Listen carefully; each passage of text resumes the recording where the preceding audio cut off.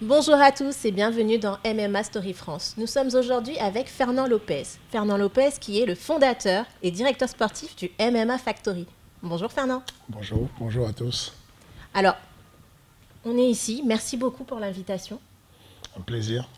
C'est la 3e fois que je crois que je viens ici. Toujours un plaisir depuis que j'ai découvert l'octogone. C'est ça. Alors, qu'est-ce que ça fait maintenant que le MMA est légalisé? Qu'est-ce qui va se passer en France? Maintenant que le MMA est normalisé, on va dire ça, légalisé ne me va pas comme terminologie, parce que le MMA n'a jamais été illégal. Il y avait juste une interdiction depuis 3 ans seulement de compétition en France. Mais sinon, il n'y a pas de... Voilà. Depuis que le MMA est normalisé, il y aura quoi comme changement? Techniquement parlant, on a l'encadrement qui va intervenir. On avait une pratique autorisée, mais qui n'avait pas d'encadrement. En gros, une discipline sportive, quelle qu'elle soit, doit obéir à des obligations de qualification pour qu'on puisse enseigner la discipline. Et sur le MMA, il y avait un vide parce qu'il n'y a pas de diplôme pour ça, il n'y a pas de... Voilà. Le code du sport ne s'applique pas à un sport qui n'était pas rentré dans les codes de l'État. Et donc, du coup, on aura cet encadrement, on aura dorénavant la certitude que ceux qui enseignent sont qualifiés et donc connaissent les contraintes biomécaniques, les contraintes physiologiques, le cadre institutionnel, le code du sport et la loi pour pouvoir protéger les adhérents. On a quand même environ 50 000 pratiquants de MMA et donc ce sont des Français qu'il faut protéger. Ensuite, le fait qu'ils soient normalisés va certainement apporter le développement de la pratique de masse, des compétitions bien organisées, des arbitres formés, mais aussi au-delà de ça, des retombées sur les infrastructures, les retombées sur les finances, des villes qui vont recevoir des événements de MMA quand les événements vont arriver. Il faut comprendre que aujourd'hui on aura dans un premier temps l'avis du CNOSF, le Comité national olympique du sport français, qui va se prononcer sur la décision de la ministre pour la fédération de boxe. Et ensuite, la direction technique nationale de la fédération de boxe va mettre en place un certain nombre de cahiers de charges pour de nos promotions qui voudront organiser des événements sur le territoire français. À partir de ce moment-là, et seulement à partir de ce moment-là, il y aura des événements, donc on parle... Enfin, à mon avis, ce ne sera pas avant le mois d'octobre, septembre-octobre. Et à partir de ce moment-là, on aura donc un changement qui impactera directement les athlètes qui, même s'ils avaient une vie professionnelle normale parce qu'on s'est habitué et qu'on va tout le temps à l'étranger, ça va être beaucoup plus plaisant de faire des compétitions devant son public. On aura des familles qui pourront être là parce que du coup, on n'a pas besoin de payer des billets d'avion extrêmement chers pour aller supporter les siens. Et donc, voilà, in fine, ça fait du bien de se sentir reconnaître par les institutions, de pouvoir profiter des subventions, des aides comme tous les autres sports. Et voilà. Donc du coup, les combattants, ils ont vraiment beaucoup souffert en fait de cette non-reconnaissance. Oui, je me souviens de ce combattant qui était policier, qui était agent de la BAC, Karl Amoussou. Qui a carrément changé de nationalité sportive parce qu'il se sentait blessé, il se sentait insulté d'être traité de pas sportif alors qu'il a fait une belle carrière en judo.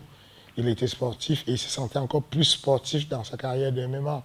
Il a gagné le tournoi, l'un des plus grands tournois de MMA au Bellator aux États-Unis. Il était adulé à l'étranger mais pas reconnu en France. Et effectivement, ça peut être frustrant, ça peut être blessant. Alors maintenant, c'est la fédération de la boxe anglaise qui va s'occuper du MMA. Qu'est-ce que tu penses de ce choix? Est-ce que pour toi c'était logique? Dans un premier temps, je n'ai pas apporté mon point de regard dessus. Personnellement, quelle que soit la fédération qui aurait eu la main sur le MMA, qui aurait abrité en son sein le comité français des MMA, je n'aurais pas eu de problème. Pourquoi? Parce que le ministère de Sport avait déjà organisé, avec l'appel à manifestation d'intérêt, un cahier de charges assez drastique pour les fédérations. Donc du coup, on sait qu'on a une gouvernance qui va être correcte, on sait qu'on a une transparence sur la gestion financière, on sait on aura un fonctionnement démocratique de ce qui est des élections, de ce qui est de la gouvernance. Quelle que soit la fédération, les 6 fédérations qui étaient en liste ont dû fournir ce document-là bien rempli de l'AMI et puis annoncer ce qu'ils allaient faire, comment ils comptaient gérer le comité français des MMA. Donc du coup, les garants de la gestion et du fonctionnement s'en sont occupés dans un premier temps. Maintenant, je peux vous parler effectivement de la fédération de boxe. Parce que je connais toutes les fédérations sur les sports de combat, j'ai m'y intéresse, c'est mon métier. La fédération de boxe a quasiment 60 000 licenciés, 17 000 femmes. On est sur les valeurs républicaines, de pouvoir avoir la parité homme-femme, de pouvoir développer le sport féminin. Et ça s'inscrit dans ce que l'OMM a fait aujourd'hui. Tant sur la pratique de masse, avec les championnats du monde amateur des MMA qui se passent un peu partout, récemment c'était au Bahreïn, avec un grand nombre de femmes qui arrivent sur des podiums, sur les médailles d'or et tout, avec 3 catégories de femmes, mais aussi sur le haut niveau du MMA. On voit aujourd'hui à l'UFC, si je prends le combat du Bellator récemment, où Christiane Cyborg, elle a affronté Jude, l'américaine, sur la bourse totale, les frais, les sous versés à tous les combattants, il y avait environ $1 million. Sur la paye de $1 million, Christiana Cyborg, elle a eu $250 000 et son adversaire $350 000. Et l'homme le plus payé sur la carte, c'était Pétis, il a été payé $60 000. Pour vous donner un peu l'avance qu'a l'OMMA sur la féminité et l'équité et la parité homme-femme. Donc du coup, c'est une valeur républicaine que nous, on a envie de suivre et savoir que la Fédération de boxe anglaise le fait déjà, c'est quelque chose de bien. La Fédération de boxe anglaise a 450 boxeurs professionnels. Donc on sait que le pan du professionnalisme, ils savent déjà comment gérer ça. Il y a certains qui n'ont pas compris les règles du jeu et qui vont s'écrier en disant il y a telle ou telle fédération qui aurait dû ou qui pourrait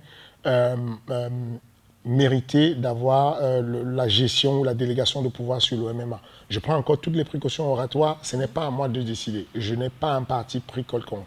Je veux juste expliquer les règles du jeu aux gens en disant que ce qu'on attend d'une fédération, ce n'est pas qu'elle soit experte sur la discipline qu'elle va accueillir, c'est qu'elle soit capable d'accueillir dans la bonne gouvernance, avec des bons budgets, avec un bon modèle économique, ce comité français des MMA. L'expertise viendra avec le comité français des MMA. Le sport se développe de 2 niveaux. On a les cadres d'État, la Fédération de boxe française en a 24. Les cadres techniques, on va dire, des cadres d'État et des cadres nationaux. Ces cadres-là sont les garants pour faire la passerelle entre le mouvement étatique du ministère et le mouvement fédéral des fédérations. Ça, c'est leur rôle, ça. Et du côté du comité français, on a des techniciens, des experts qui sont dans ce comité, qui sont garants de la qualité physique et du respect, de la qualité technique et du respect de la logique interne de la discipline sportive. Donc il n'y a pas de crainte à avoir. Peu importe ce que fait la boxe anglaise, peu importe qu'il soit éloigné du MMA, quand ils prendront le comité, avec le comité viendra des experts. En même temps, le noble art, on l'a toujours retrouvé en fait sur des événements liés avec le MMA. Exemple, Mohamed Ali, Inoki, McGregor, Mayweather, c'est souvent médiatique en plus. Donc, Je suis bluffé là, il y a une grande connaissance de votre côté. Je suis bluffé. Inoki, Mohamed Ali, je ne savais pas que je n'avais pas imaginé que vous alliez jusque-là chercher. C'est bien. C'est bien. Ça, c'est dans l'histoire quasiment le premier combat de MMA qui ait jamais existé, qui était dans on va dire, le croisement des sports entre Mohamed Ali qui fait de la boxe anglaise, le noble art, et qui affrontait Inoki. Et voilà quoi, c'est passé sous les radars, beaucoup de personnes ne sont pas au courant.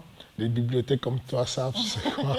Mais voilà, en tout cas, oui, il y a aussi ce combat-là entre Mayweather et McGregor qui vient, comment dire, élever le niveau du sport de combat de manière générale. Mais encore une fois, il faut savoir qu'il y a des conservateurs dans tous les domaines, que ce soit en politique, que ce soit sportivement parlant. Sportivement parlant, un conservateur ne voit pas ça d'un bon œil. Qu'il y ait un athlète comme McGregor qui ne passe pas par les étapes de boxeur amateur, de boxeur professionnel et qui a la chance tout de suite de tomber face à un monument comme Mayweather. Et de l'autre côté, c'est pareil. Il y a des conservateurs en MMA qui ne comprennent pas pourquoi on va donner la chance à des boxeurs comme Mayweather de venir affronter des icônes comme McGregor. Moi, je suis un peu sur quelque chose de futuriste, de se dire que c'est peut-être le futur d'avoir ça, d'avoir ces sports hybrides qui arrivent et ça ne me pose pas un problème personnellement.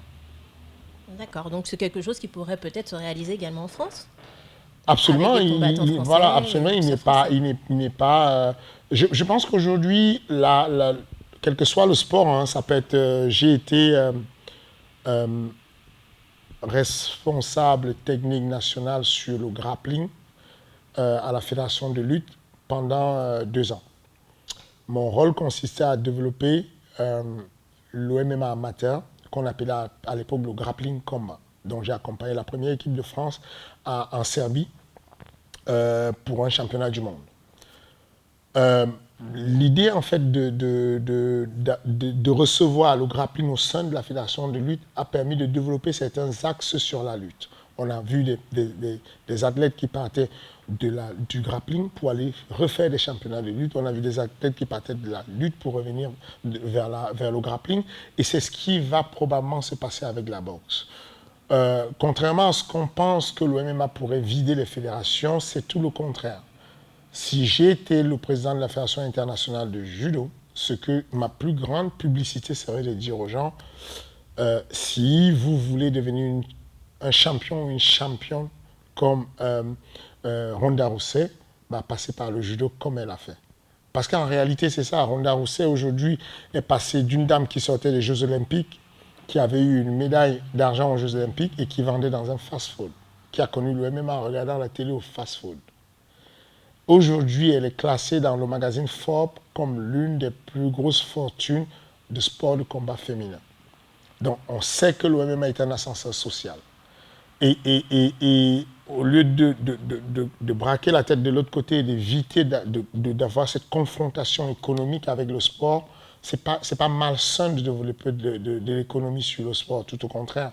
Donc, je suis encore persuadé, vous me posiez la question tout à l'heure, quelles seront les retombées. D'autres retombées sont que je suis convaincu que l'OMMA va réduire le chômage en France. C'est juste simple, c'est que le secteur où il y a le plus grand manque de professionnalisation dans la France, c'est le sport. Quasiment 85% des personnes diplômées d'état supérieur ou diplômées en sport n'utilisent pas leur diplôme pour leur profession. On passe les diplômes en sport parce qu'ils sont là, les diplômes.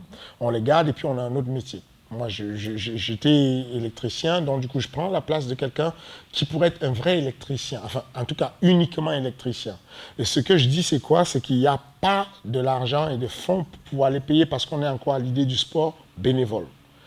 Et pour pouvoir avancer, il faut absolument qu'il y ait, avec l'arrivée du MMA, la professionnalisation des athlètes, ils peuvent payer dorénavant un prof de karaté, un prof de judo, un prof de lutte. Ces profs de lutte vont abandonner les métiers de taximan, d'électricien, de plombier, pour élever la proportion de boulot à l'ANPE et donc aller prendre le boulot sur ce qu'ils savent faire sur l'activité sportive. Donc, encore une fois de plus, il ne faut pas voir ça d'un mauvais œil de savoir qu'il y aura de la compétition de MMA en France.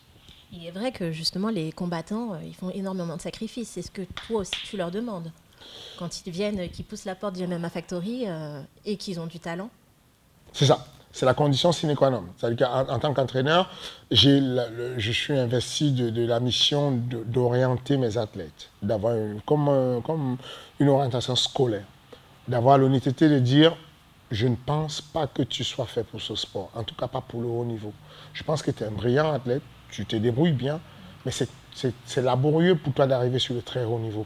Ce que je te conseille, c'est de faire un double projet, un double métier qui va te permettre peut-être de te rattraper ailleurs. Et ceux qui sont vraiment bons et doués, je vais leur dire, il est temps de faire un sacrifice. Là, il faut que tu laisses un peu de temps, que tu travailles moins. Effectivement, tu vas passer une période où tu auras moins d'argent, mais au bout d'un moment, tu vas certainement éclore. Vous avez récemment fait l'interview de Cyril Gane, qui vient de rentrer dans le top 15 de l'UFC. C'est ce qui s'est passé au moment où je l'ai recruté. Je lui ai demandé de me donner une année sabbatique sur ce qui est du Muay Thai, alors qu'il gagnait sa vie par le Muay Thai. Et je lui disais, pour pouvoir implanter, imprimer des transferts d'habilité motrice sur ta manière de fonctionner, sur ton organisme, sur ton morphotype, j'ai besoin de temps. J'ai besoin qu'il y ait de la concentration sur une activité, l'OMMA. Je veux que tu vives MMA, que tu respires MMA, que tu... Voilà quoi. Et ce sacrifice-là, bah, il faut que ce soit orienté. Je le lui ai dit parce que je pensais qu'il pouvait percer. Je le lui ai dit parce que je me rappelle, c'était juste à côté dans mon bureau et je lui disais, je pense qu'en 2 ans, tu seras à l'UFC et je pense qu'en 3 ans, tu seras champion de l'UFC. Il a encore allé plus vite que mes prévisions. Il est rentré à l'UFC à 1 an et demi et on n'est pas très loin du titre mondial de l'UFC. Donc, ça avance. Hein. Voilà, donc, du coup, c'est ça le rôle d'un entraîneur, d'un manager, de pouvoir apporter de la détection, de pouvoir apporter de la sincérité dans la manière de fonctionner. D'ailleurs, c'est ce qui m'a servi, moi, de pouvoir changer le cap. J'ai fait une vingtaine de combats amateurs, j'ai fait une vingtaine de combats professionnels de MMA. Et au bout d'un moment, je me suis rendu compte que je ne connectais pas rapidement en tant qu'athlète. C'est vrai que je gagnais des combats, je perdais des combats. C'était laborieux. Je mettais beaucoup d'énergie pour gagner un combat. Et on n'était pas encore sur du très haut niveau. Et donc, j'ai eu la lucidité de me dire, c'est pas fait pour moi. Je suis pas doué pour le niveau professionnel. Vaut mieux que je passe sur autre chose. Et j'ai senti que j'avais une certaine fibre pédagogique.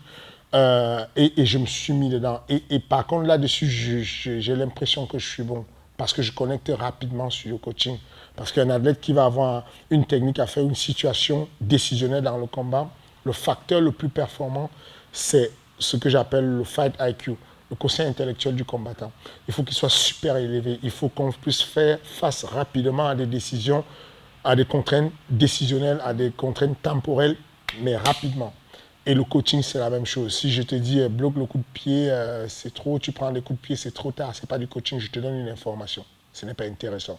Le coaching, c'est de te prévenir, attention, tu auras un coup de pied qui va t'arriver bientôt parce qu'il aime faire ce coup de pied. Et là, je suis dans le coaching. Je dois avoir 2 ou 3 secondes d'avance sur ce qu'on dit. Voilà. C'est également comme cela que tu as commencé à travailler avec Taylor Lapillus. Absolument. C'est ça. Taylor Lapillus, pareil, ce qui m'a fasciné c'était, contrairement à ce qu'on pensait, c'était son côté cognitif. Ses capacités cognitives, elles sont trop élevées. On dirait que dans les Caraïbes, il y a que des génies en ce qui concerne le sport de combat, en tout cas. Bon, je vais me lancer alors. Ce que je veux dire, c'est que quand j'ai vu Taylor Lapillus, il était jeune, il avait 21 ans, il était frêle, il était fragile, physiquement parlant. Mais il avait un truc que j'appelais l'OMMA Champagne. Il avait une manière de faire du MMA qui était super fluide, super... voilà, il inventait des trucs, il osait des trucs, il avait l'insouciance. Et donc, du coup, j'ai osé le proposer à l'UFC, ce qui n'est pas faisable. Il n'avait que 8 combats, il avait 7 combats en France, 7 combats de pancras, donc c'est du semi-amateur, limite, il avait un seul combat à l'étranger. Quand on a annoncé la signature de Taylor à l'UFC, je me rappelle que je me suis fait laminer sur les réseaux sociaux en disant j'ai envoyé un jeune au massacre, il était trop jeune, il était frêle. Quand on va à l'UFC, on y va avec une trentaine de combats, avec une grosse expérience. Mais j'avais senti un truc. Et il y a des jeunes des fleurs qui fanent, qui meurent avant d'avoir eu le temps d'éclore parce qu'on ne leur a pas donné assez de lumière. Et c'est le cas de beaucoup d'athlètes. On aurait pu laisser Taylor dans le monde français, dans le monde, dans des petites compétitions. On aurait cru qu'il aurait été un compétiteur lambda. Le fait de l'avoir exposé, il s'est senti investi d'une mission de réussir.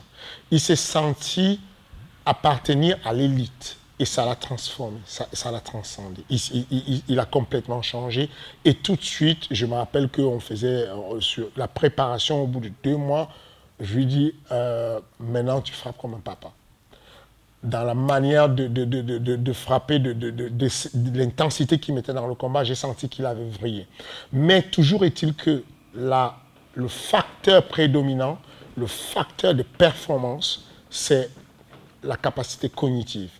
la capacité à pouvoir intégrer rapidement le technico-tactique. Vous avez 2 frères nés de la même famille, Taylor Lapillus, Damien Lapillus. Il y a un qui est un très bon combattant, qui était champion du Bama, Damien Lapillus, mais il sait que c'est laborieux. Et donc, il donne du temps à travailler. Il travaille beaucoup, Damien Lapillus. Il est aux entraînements 2 fois plus que Taylor. Taylor, il n'a pas besoin de trop s'entraîner. C'est un petit génie du combat qui capte vite, qui perfecte vite et qui va en temps réel dans la cage comprendre les choses, s'adapter rapidement. Et voilà. Et c'est ce qui m'a permis, c'est comme ça que j'ai eu le courage de prendre des décisions qui étaient quand même difficiles de lui dire à Taylor, je pense que tu devrais te mettre au chômage parce que je veux que tu te concentres sur le MMA.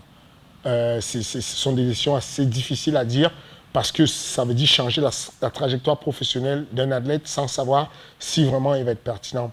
Toujours est-il que j'ai été fier d'avoir pris cette décision de le mettre à l'UFC, puisque sur un bilan de 4 combats à l'UFC, il en a gagné 3. Et même le 4e qu'il perd, c'est très très compliqué contre le Mexicain, chez lui au Mexique. Très juste comme décision. Et au-delà de ça, au bout de 2 combats, il avait été élu dans le top 5 des meilleurs entrées à l'UFC. Donc voilà, j'en suis fier. Waouh, franchement, bravo, hein, bravo. Merci. Bravo à Double Impact aussi. Mais alors, du coup, là maintenant, tu deviens quand même un personnage très important pour l'UMMA. Dans le paysage médiatique français, tu es devenu, martial français, je dirais. Hein. On va appeler ça le PMF, je crois. Hein. Paysage martial français. Oh, ça c'est nouveau, ça c'est bien. C'est pas mal, ça, ce truc. On va l'appeler comme ça. On va déposer ça. Donc, tu es devenue importante. Les médias viennent te voir, la preuve. Hein. Tout le monde vient te poser des questions pour expliquer un petit peu ce sport. J'aimerais que tu puisses me dire si tu... Enfin, c'est pas si tu te sens, parce que je pense qu'on te voit un peu comme ça, on te perçoit un peu comme le Dana White français. Est-ce que tu penses que c'est justifié ? Non. Je pense que j'ai beaucoup de respect et d'amitié pour Monsieur Dana White. Je peux pas, je ne touche pas sa cheville. On ne touche pas. C'est un autre niveau. Ce monsieur a fait pour le sport mondial quelque chose d'incroyable. Et il m'inspire beaucoup. Enfin, voilà un monsieur qui est juste dans le monde de la boxe, dans le sillon de la boxe, qui un jour va rencontrer 2 amis. Et là, j'ai entendu parler qu'on vendait un projet de compétition qui s'appelle Ultimate Fighter. Est-ce que ça ne vous dit pas d'acheter 2 jeunes, 2 fils d'Indiens de Fertitta, qui sont un peu blindés et qui vont le suivre dans le projet. Ils achètent l'événement à 2 millions. Et de 2 millions, ce monsieur-là va perdre consécutivement 37 millions de dollars sans jamais lâcher l'affaire. C'est ce qu'on appelle un serial investisseur. Il va s'obstiner à continuer à faire son projet parce qu'il sent qu'il y a quelque chose qui est bien. Et un jour, il trouve la clé, la télévision avec Spike TV, et tout s'ouvre. Et le teuf, et tout s'ouvre. Donc, ensuite, vous le voyez, son niveau d'inspiration, c'est juste impressionnant. Moi, voilà quoi. Donc, du coup, récemment, il y a eu le combat entre Conor McGregor et Cerrone Cowboy. Oui. Il y a une dame qui était au milieu à la pesée des 2, au face-à-face. Je suis sûr que vous n'avez pas fait attention. J'ai pas fait attention, non. Alors, c'est une dame de couleur, une black qui était là. Et son histoire à elle, cette dame, elle est hallucinante. Une semaine avant, elle travaille dans un supermarché où il y a un monsieur qui vient souvent voler des micro-ondes. Il pique un micro-ondes, il sort, et la dame voit le manège. La seconde fois, il revient, elle capte le manège, elle anticipe, elle va devant la porte. Le monsieur veut sortir, elle le stoppe. Le monsieur la bouscule, elle lui met un gros plaquage de rubis, il tombe à l'intérieur de la salle. Elle lui dit, aujourd'hui, c'est mort, tu sors pas avec le micro-ondes. Les vigiles arrivent, la sécurité arrive. Ils récupèrent le micro-ondes. Et donc, la vidéo devient virale parce que les caméras ont été filmées et la vidéo elle devient virale sur les réseaux sociaux. Donc, Dana White reposte cette vidéo et il dit, voilà une brave femme et comme quoi, voilà, le sport de combat, ça peut aider parce qu'effectivement, elle faisait un peu de grappling. Et donc, Dana White va inviter cette jeune dame à venir sur l'un des plus gros pay-per-view qu'ait jamais fait l'UFC. Ça, c'est du génie. Moi, je trouve en tant que homme médiatique, en tant qu'homme qui veut développer la pratique de masse du MMA, je trouve que c'est un avant-gardiste et donc ça m'inspire beaucoup. Mais voilà, je travaille dans ma petite sphère, j'ai ma petite identité, j'ai ma petite singularité. Je pense que j'apporte ma petite pierre à l'édifice, mais je suis très très loin d'atteindre ce mec. C'est pas possible. On peut pas m'appeler le Dana White français, on peut juste m'appeler Fernand Lopez. Bon, on va faire comme ça alors. Mais alors, je crois savoir que l'ARES, là, tu as commencé à... C'est pour ça que, en quelque part, je te parlais un peu de Dana White, parce qu'on te voit arriver avec l'ARES. Belle introduction. Surtout que l'ARES, si j'ai bien compris, on commence à mettre, à faire émerger des combattants qui, on espère, iront par la suite à l'UFC, si j'ai bien compris. C'est ça. C'est ça. Ça pourrait être ça. C'est une partie de ARES. Effectivement, oui, je suis très fier de faire partie du projet ARES. ARES, c'est une société de Vivendi, mastodonte du média Vivendi. Et donc voilà, je suis le manager sportif de la société ARES et de la promotion ARES. Et je travaille avec Robin Chalewachou et puis toute une équipe. Je vais pas prendre le temps de citer tous les noms, mais des personnes que je suis fier de fréquenter, de travailler avec. On a un projet de développer la plus grosse promotion afro-européenne. L'idée, c'est d'apporter aux 1,3 milliard d'Africains du MMA de qualité, de la production d'images de qualité, de la lumière et du son de qualité. On a un continent où il y a de l'ADN, un ADN super puissant. Il est hors de question qu'on leur envoie que des événements tout pourris et de la qualité sportive pas intéressante et qu'il faille aller aux États-Unis pour trouver ça. Donc, aujourd'hui, on a les moyens de pouvoir développer ce genre de projet. On est dessus. On a fait le premier événement à Dakar, au Sénégal. On a eu la chance de découvrir des jeunes talents, notamment Regre, qui est le poids lourd qui...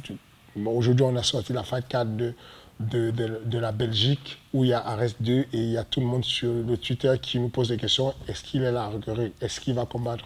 Le 3 avril, c'est ça? Le 3 avril, c'est ça, à Bruxelles. Très bien informé. Et donc, du coup, oui, voilà, je deviens... Je mets ma casquette de promoteur quand je suis sur Ares, je mets celle d'entraîneur et de directeur sportif quand je suis sur le MMA Factory. Et voilà, effectivement, je reprends cette casquette que j'avais déjà portée une fois. C'était en septembre 2015, lors du premier événement en France au cycle d'hiver, qui avait été sold out en une semaine. Comme quoi, hein. Comme quoi, et ouais. Est-ce que c'est un peu inspiré de Francis Ngannou, de son histoire, en fait, finalement, d'être parti faire l'ARS, puisque c'est afro-européen? Non, pas du tout. Non, ça peut être inspiré de moi-même déjà. C'est vrai. Je suis africain, C'est vrai. Je suis d'origine camerounaise. Non, je pense juste que mondialement parlant, on pense qu'il faut le prochain, le futur, c'est que ceux qui sont dans les petits dossiers aujourd'hui de l'UFC savent que la direction que va prendre l'UFC, c'est l'Afrique. C'est pas pour rien qu'on a un certain nombre de combattants développés sur le continent. On a Israël Adesanya qui est d'origine nigériane, qui, même s'il vit en Nouvelle-Zélande, même si, voilà, on a Ousmane Kamaru.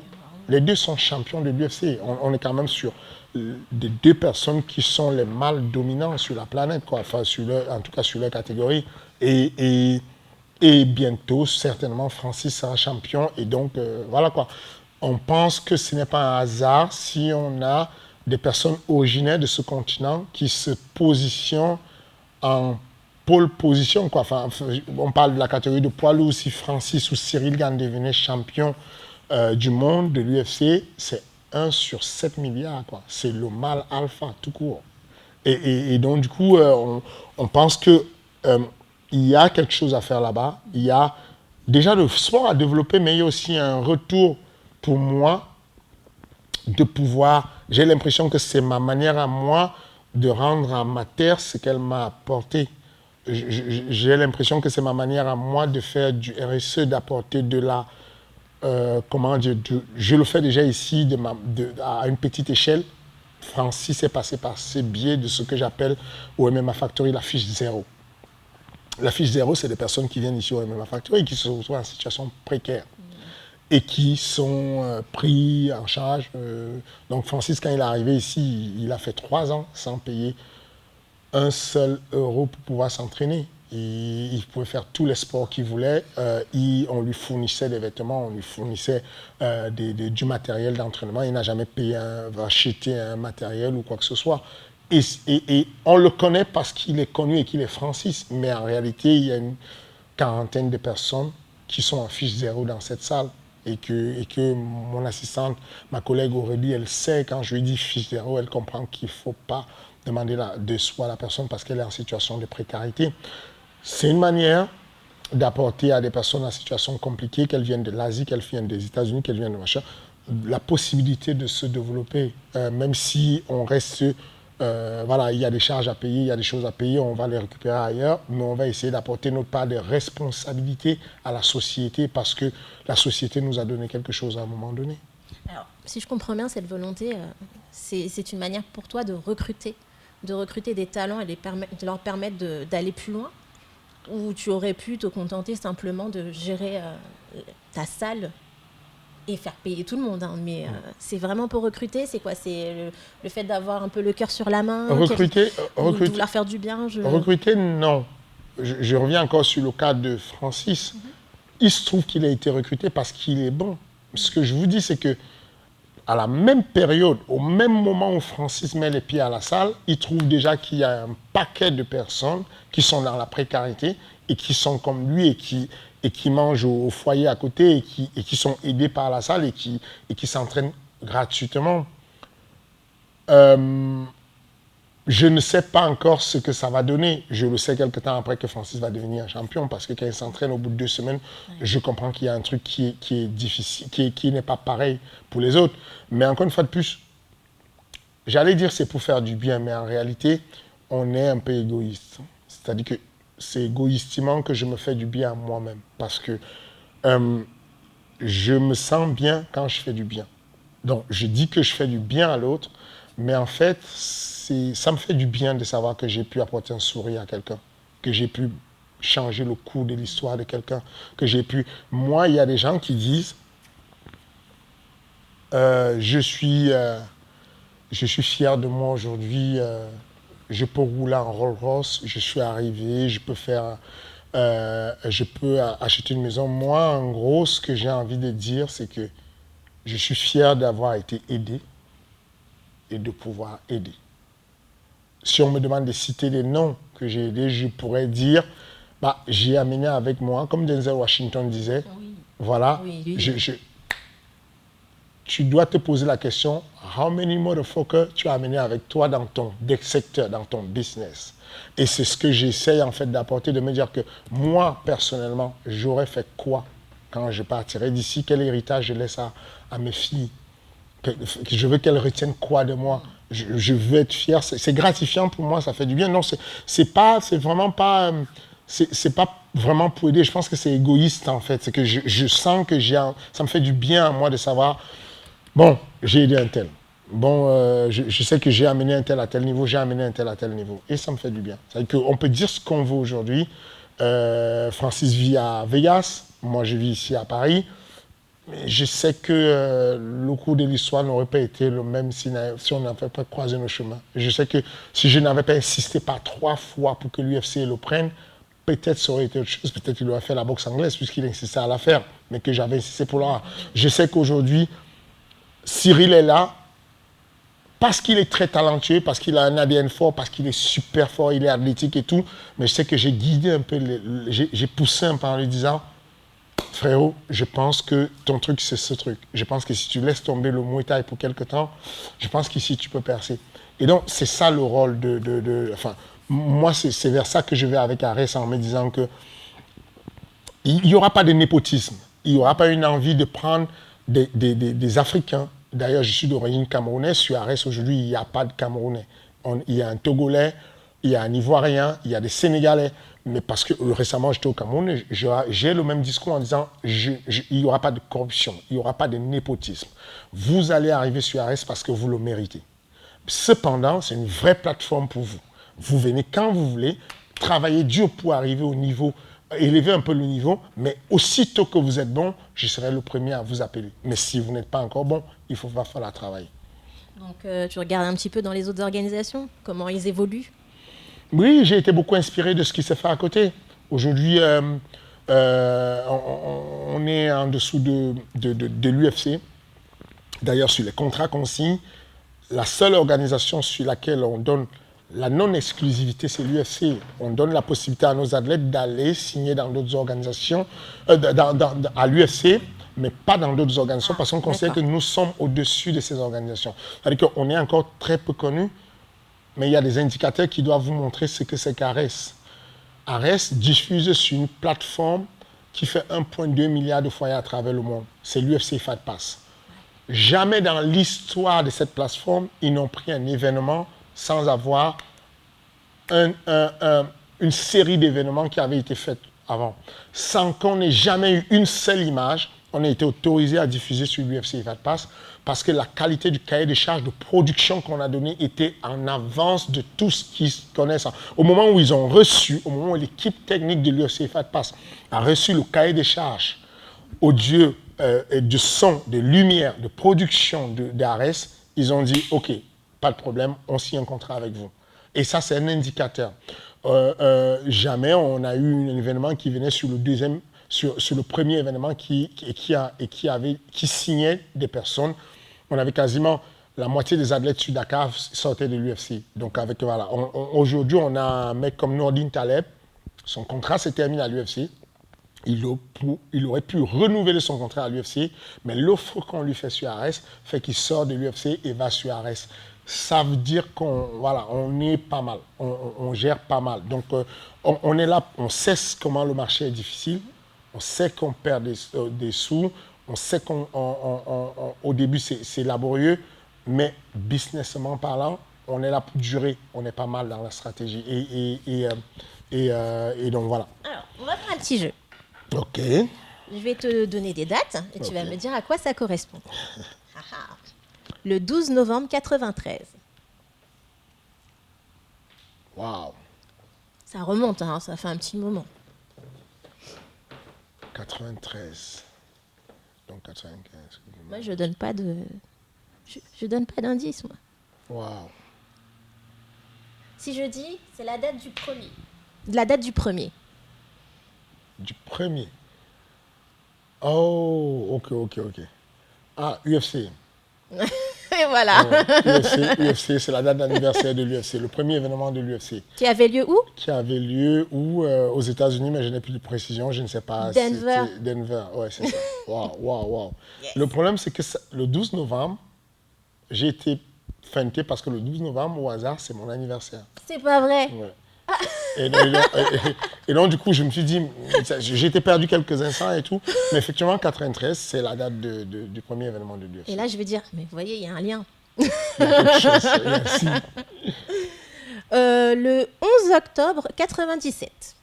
11 octobre 97. Du coup, il y a des liens, enfin, on reste sur le domaine Oui, toujours. de l'événementiel. Toujours. Non, je donne ma Alors, langue si au je chat. dis 1997 seulement. 1997. Organisation?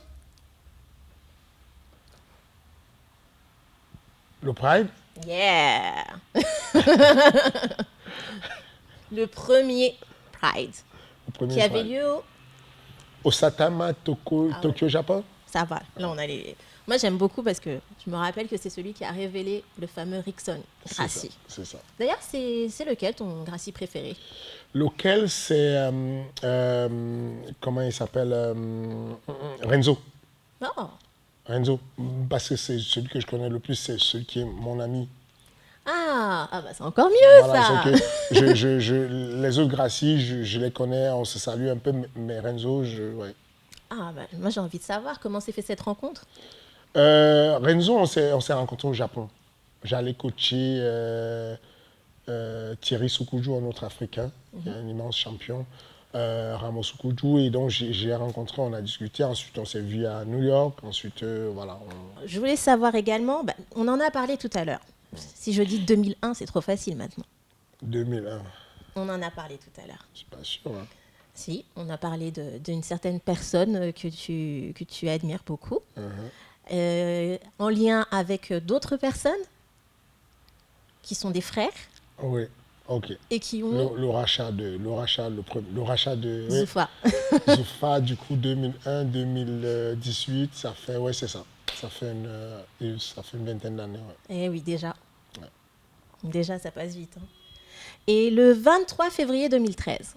23 février 2013. 2013. Non, Si je dis femme. Ah, le premier combat féminin, c'était... je vais dire ça tout de suite. C'était Gina Carano. À l'UFC. Ouais. En 2013. Et ça a commencé en quelle année et où les combats libres féminins.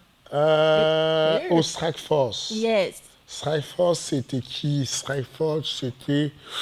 Déjà, c'était décembre 2006. Ouais, c'était Marlon quelque chose, je ne sais plus. Mais oui, c'était au Strike Force que ça a commencé. Là. Ok. En parlant de combat libre féminin, on va parler un peu de Rizlen Zouak. Je l'ai vu, c'était au mois d'août. Waouh. J'étais impressionnée de la voir avec tous ces hommes et comment elle faisait la paire, quoi. Elle faisait son travail. J'étais impressionnée. De voir en vrai, c'est différent que de voir à la télé. Et je voulais savoir quand est-ce qu'elle arrive à l'UFC, puisqu'on parlait tout à l'heure de Ronda Rousey qui venait du judo. Elle également.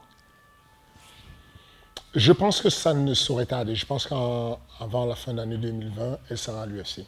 En gros, Rizlen, elle est programmée pour combattre le 3 avril à Bruxelles. Elle va affronter Jamila Sandora, une Brésilienne invaincue, 5-0. Si elle passe ce combat, il est fort probable qu'elle soit appelée à l'UFC. Oh, génial. Si elle n'est pas appelée à l'UFC, je vais m'arrêter là. D'accord. Je ne vais pas dire plus. D'accord. Mais voilà, en tout cas, Rizlen combattra à Bruxelles et vraisemblablement, l'UFC attend ce combat pour pouvoir la prendre. Oui, parce qu'on n'a qu'une seule Française là-bas, Zara Fern, Dos Santos. Ouais, qui est passée par l'OMMA Factory aussi. C'est vrai? Ouais. Ah, mais je ne savais pas ça par contre. Oui, elle est passée par là. Je croyais qu'elle venait de chez Diabaté. Non. J'ai été son premier entraîneur de MMA et... on découvre des choses. Hein. Alors, au MMA Factory, il y a combien de femmes inscrites? MMA Factory, on a... En détail, je ne pourrais pas dire. Le MMA Factory, il y a à peu près 700 adhérents, mais je pense qu'on a autour de 150 femmes. Ah oui, quand même. J'aurais pensé moins, parce que du coup, je me disais que je pense que c'est difficile encore pour une femme d'aller s'inscrire pour faire du MMA. Enfin, moi, j'adore, hein, mais c'est vrai que je ne me vois pas dans la cage, hein, honnêtement. C'est dommage, parce que, encore une fois de plus, l'image qu'on donne du MMA, c'est celle-là. On voit MMA, octogone, compétition de haut niveau. C'est comme si, en fait, je vous parlais de course de voiture et vous me dites, ah non, moi, Formule 1, je n'y mets jamais les pieds, c'est trop...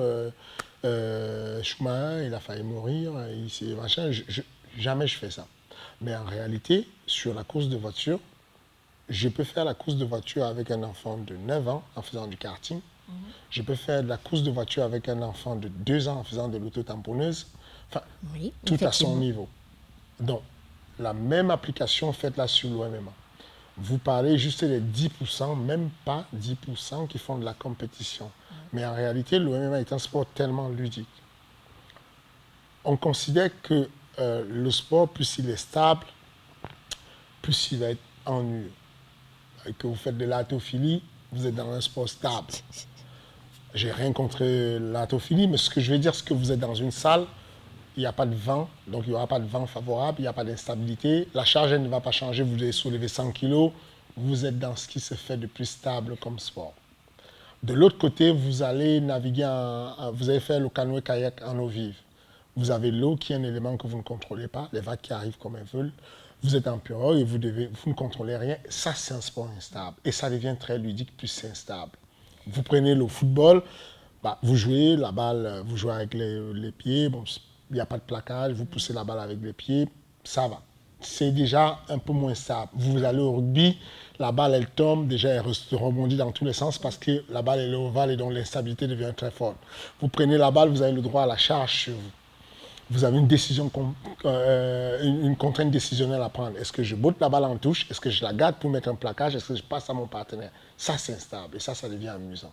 Et le MMA est juste au-dessus, dans le continuum de stable et instable, on est à l'autre bout de l'instabilité. Vous êtes capable, vous avez le droit de boxer sur le visage, de boxer sur le corps, de mettre des coups de pied, de mettre des coups de pied bas, médian, haut. Vous avez le droit de faire tomber, de faire des soumissions.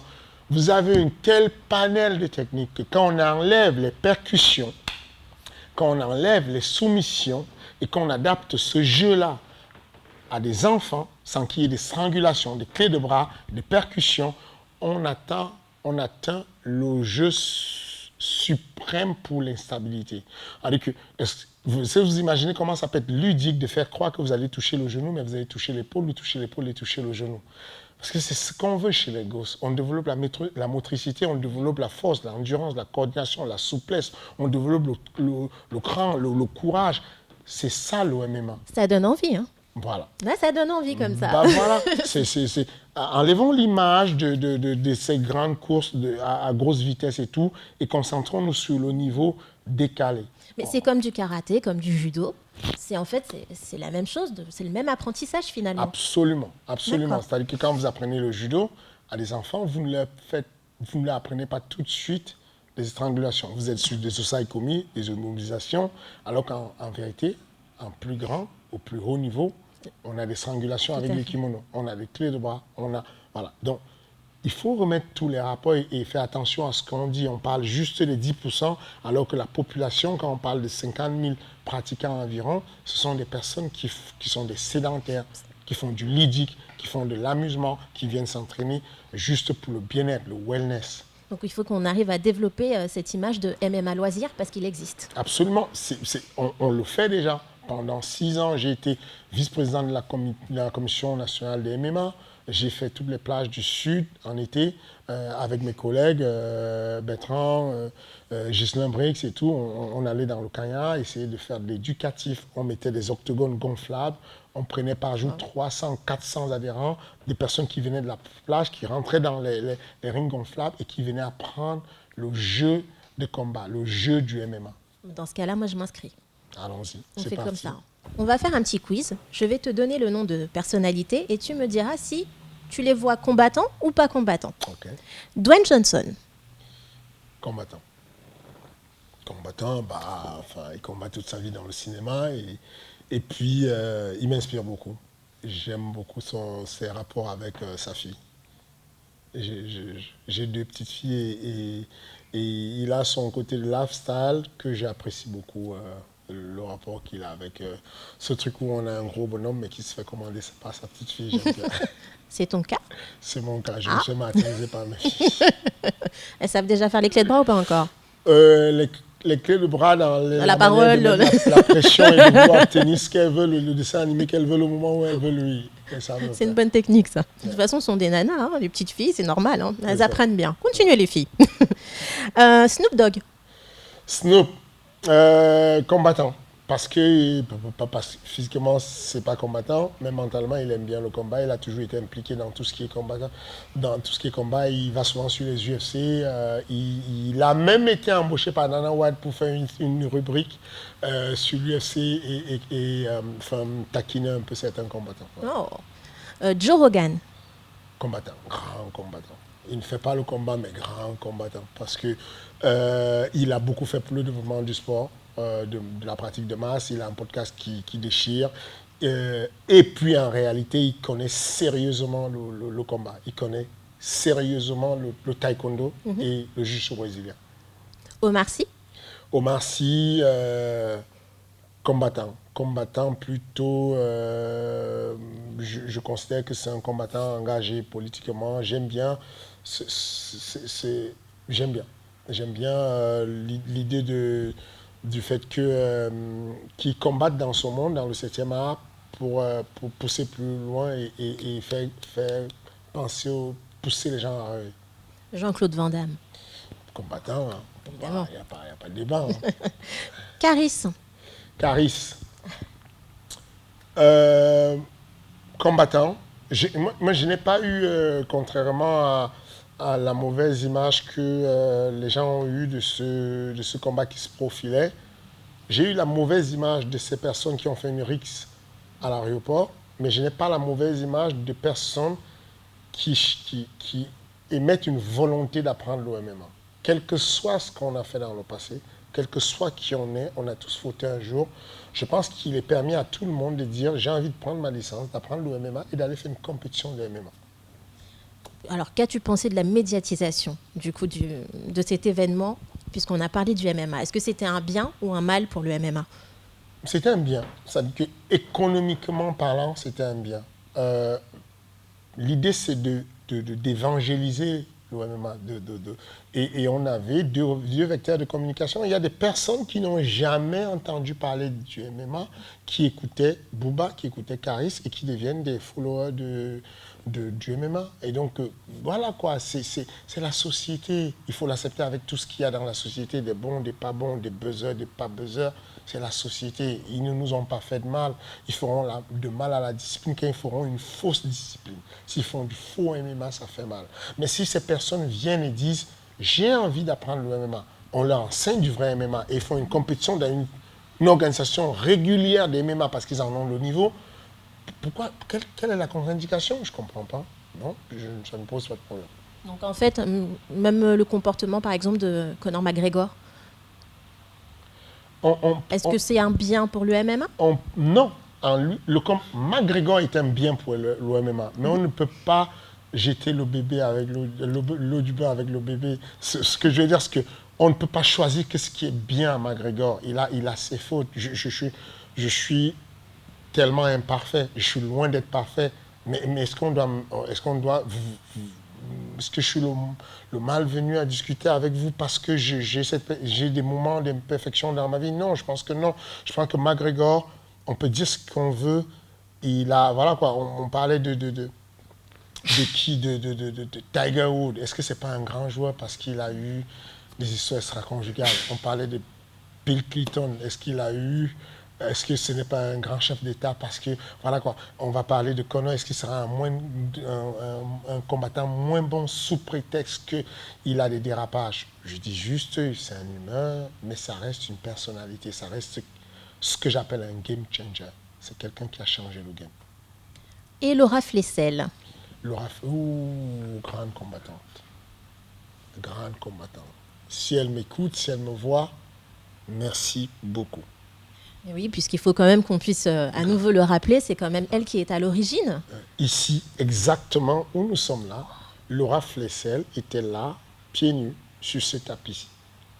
Avec Taylor Lapillus ici, les deux étaient là. Et elle disait, je ne comprends pas que ce sport ne soit pas encadré. Je vais m'en occuper ici. Donc du coup, grand combattant. Merci beaucoup. Merci Laura Flessel, hein, vraiment. Il faut vraiment qu'on insiste là-dessus. Et merci à Roxana Maracineanu. Qui a pris le dossier bien après. Je voudrais savoir, on va parler un petit peu de la condition des combattants. Et j'aimerais savoir quel sera leur statut. Est-ce qu'on peut un peu les comparer aux footballeurs qui, eux, ils gagnent en plus beaucoup d'argent pour la plupart, ou ce ne sera pas du tout pareil? Les rapports sont complètement différents. On parle de beaucoup d'argent et de très peu d'argent. Mais déjà, le statut change. C'est simple, il n'y a pas la magie. Pour qu'un athlète puisse gagner au football, il faut qu'il y ait un spectateur qui regarde le match de foot, il faut qu'il y ait un spectateur qui paye les droits de télé. C'est le même principe qui s'applique chez nous. Le CSA, même s'il n'y a pas une interdiction à diffuser le MMA, a été réticent et la plupart des télévisions ont gardé cette réticence depuis la circulaire de 1999 qui disait qu'il fallait faire attention au sport dans la cage.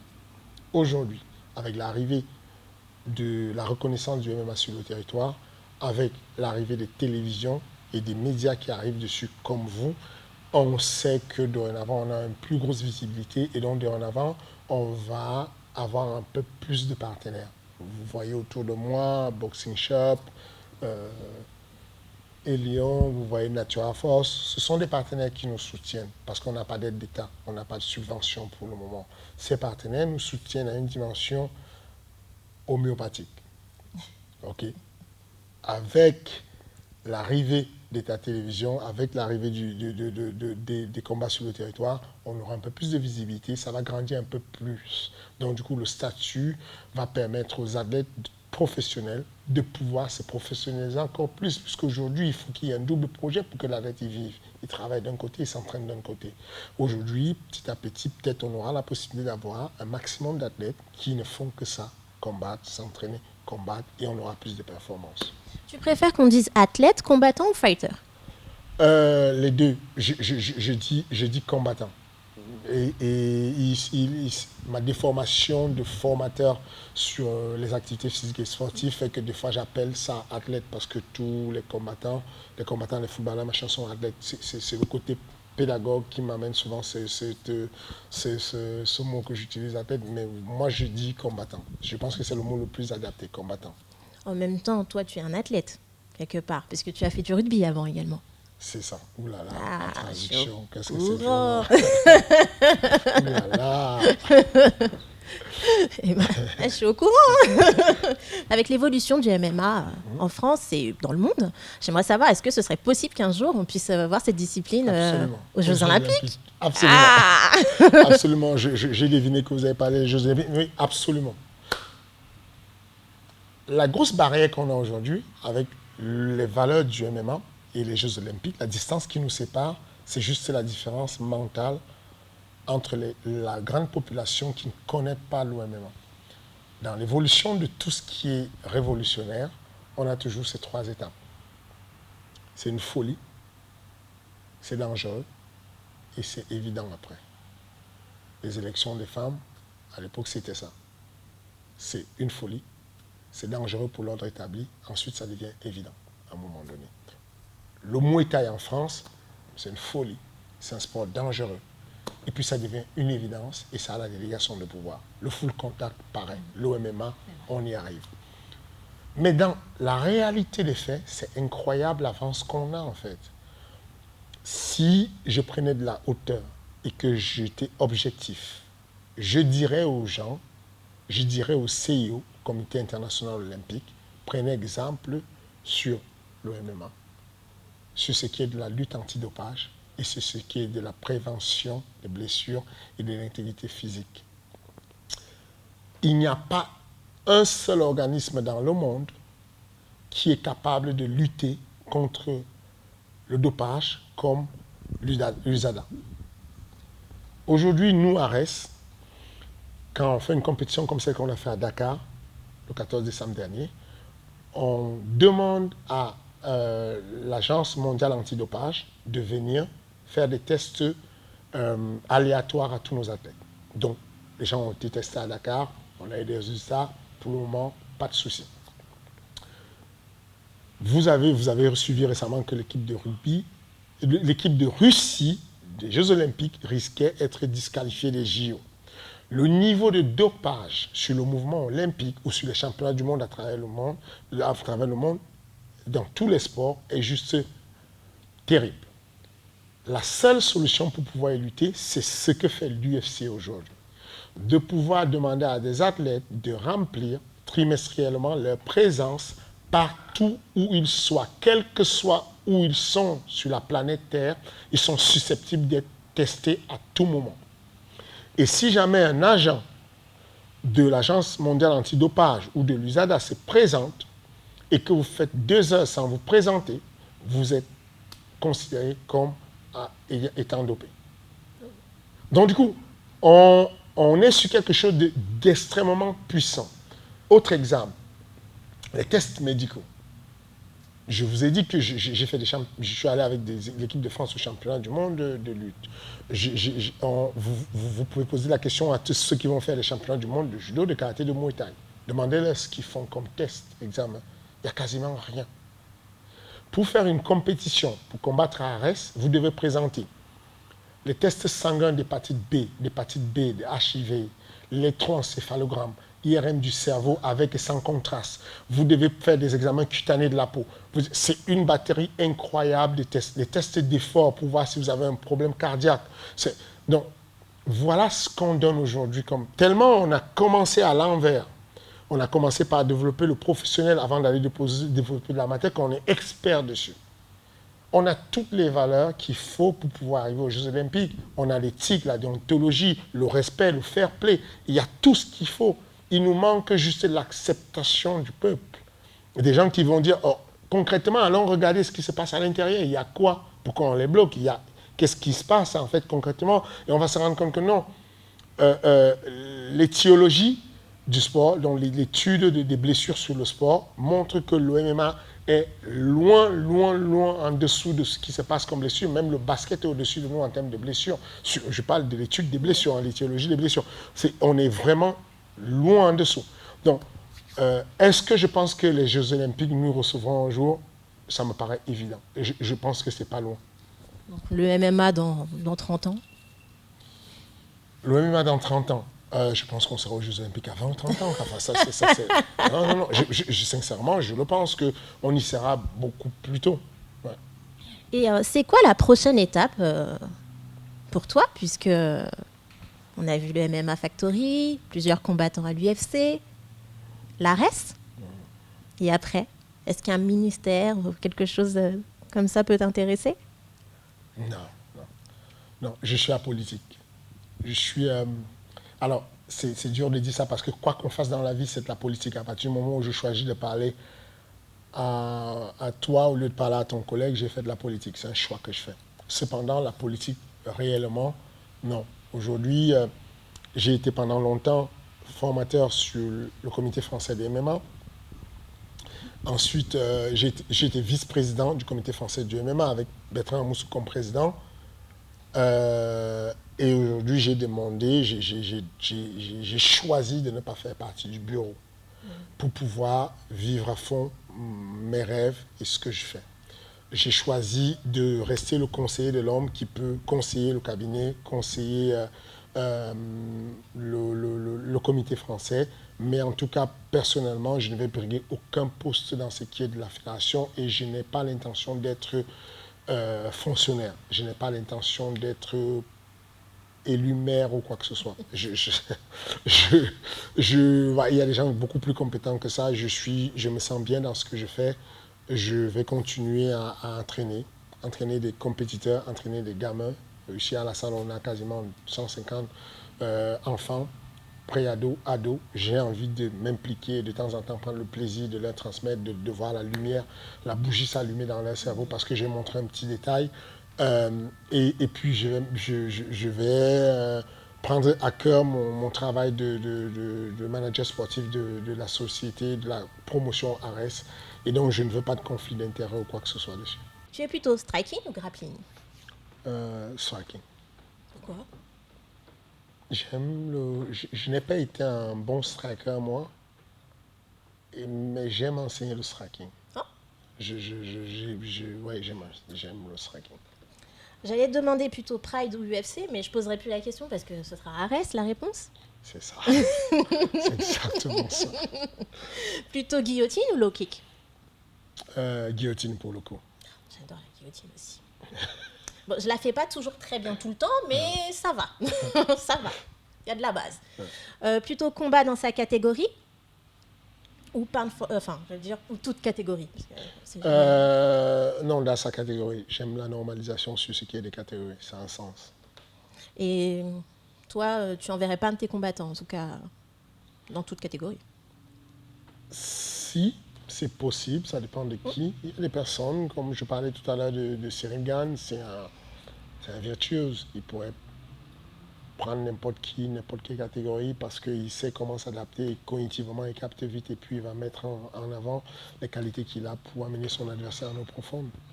Et d'ailleurs, j'en profite, tu penses que John Jones devrait changer de catégorie? Oui, je pense que John Jones devrait passer à autre chose parce que il aura des nouveaux challenges et voilà. Là, c'est la monotonie. On ne sait plus quoi faire avec lui. Il est bon et voilà.